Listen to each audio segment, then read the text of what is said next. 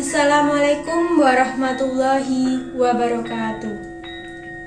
Salam, Om Swastiastu, Namo Buddhaya, Salam Kebajikan.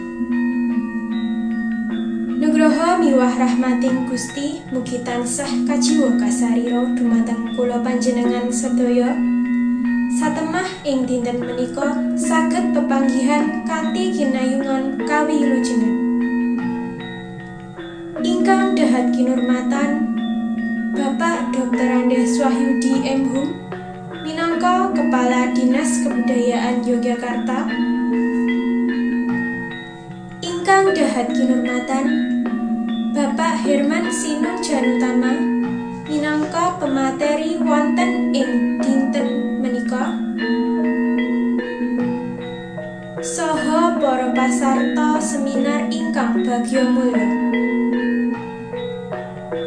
Langkung rumiyin sumangga kula panjenengan sedaya tansah ngunjukaken raos syukur dumateng ngarsanipun Allah Subhanahu wa taala ingkang sampun paring rahmat saha widayahipun.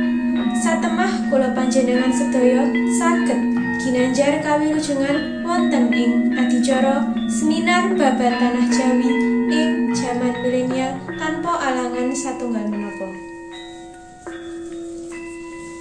Atur ingkang sepisan, senajan kepara kaset keparenga awit namining pengurus ngambali atur sugeng rawuh dumateng para bapak, para ibu, saha para sederek sedaya, saha ngaturaken agunging panuwun dumateng panjenengan sedaya ingkang sampun kepareng rawuh minangkani atur panyuwun saking pengurus lumantar serat undangan.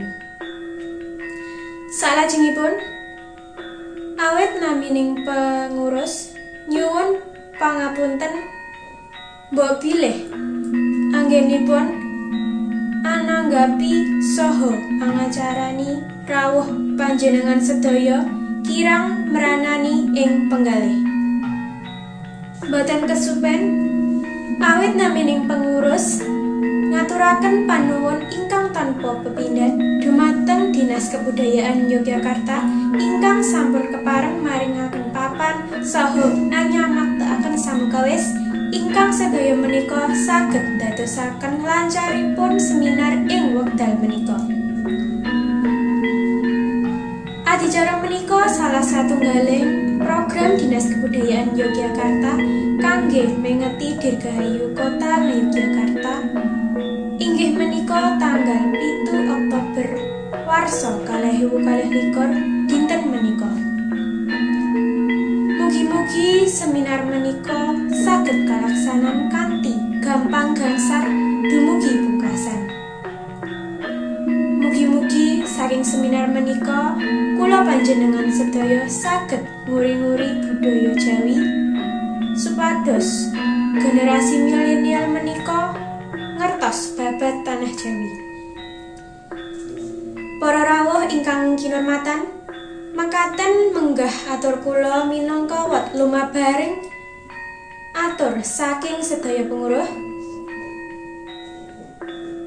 Kula klenggana bilih sadangunipun kula matur kathah atur saha tindak tanduk kula ingkang kirang nuju prana.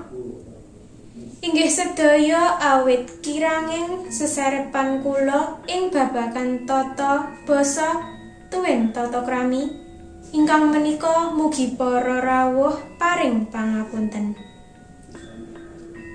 Wusana cekap semanten. Wassalamualaikum warahmatullahi wabarakatuh.